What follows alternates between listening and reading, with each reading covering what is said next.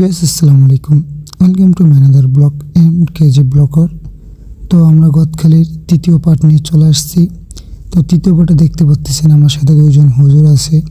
তারা কখনোই গদখালি আসে নাই, তো তারা ফার্স্ট টাইম গদখালি আসছে।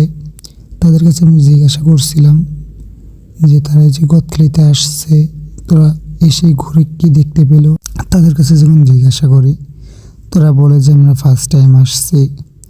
তো তারা মানুষের মুখের থেকেই শুনছে যে গদখালি খুবই সুন্দর।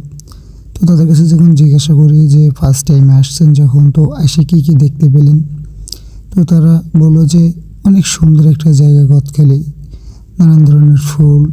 তারপরে আপনার হচ্ছে এখানে জিজ্ঞাসা করলাম যে আরও বেশি আকর্ষণ জিনিসটা কি, তখন তারা বলল যে এখানে সবথেকে বেশি আকর্ষণ হচ্ছে আপনার যে একটা ছেলে একটা মেয়ে যখন জোড়ায় জোড়ায় আসে, তো এখানে জোড়ায় জোড়ায় যখন তারা আসে তাদের মধ্যে মহব্বত যারা বলে আমাদের ভালোবাসাটা আর কি আরও বেশি বাড়ে।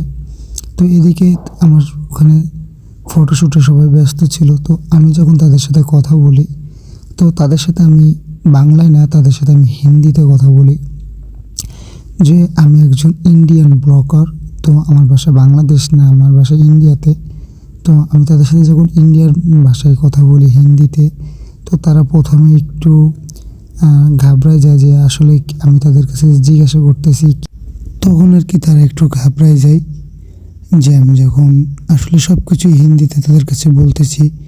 আমার আশপাশ দিয়ে যারা যায় তারা একটু অবাক হয় যে আমি হিন্দিতে তাদের কাছে সব কিছু জিজ্ঞাসা করতেছি যে ভাই এই কোথার থেকে আসলো। তো অনেক মজাই লাগছিল তাদের সাথে কথা বলতে, কারণ আমি হিন্দিতে যখন তাদের সাথে কথা বলি তারা বুঝতেই পারতেছে না সেভাবে যে আসলে তারা কী উত্তর দিবে না দিবে। তো এরপরের ভিডিওতে সম্পূর্ণ আপনাকে